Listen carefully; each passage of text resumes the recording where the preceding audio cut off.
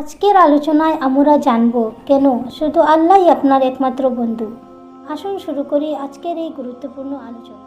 যখন আল্লাহ আপনার একমাত্র বন্ধু হয়ে ওঠেন তখন আপনি কখনোই একা থাকেন না। দুনিয়ার প্রতিটি মানুষ যদি আপনাকে ছেড়ে যায় তবু আল্লাহ কখনো আপনাকে ত্যাগ করবেন না। তিনি সর্বদা আপনার সঙ্গেই থাকেন, আপনার হৃদয়ের প্রতিটি দুঃখ কষ্ট বুঝেন এবং জীবনের প্রতিটি পর্যায়ে আপনাকে সঠিক পথে পরিচালিত করেন।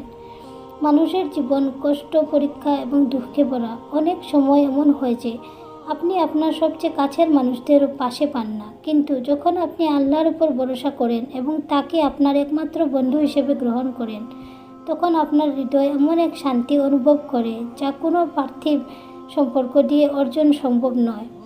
আল্লাহ আমাদের জন্য সেই বন্ধু যিনি কখনোই আপনার সঙ্গে বিশ্বাসঘাতকতা করবেন না। পবিত্র কোরআনে আল্লাহ তাআলা বলেন, নিশ্চয়ই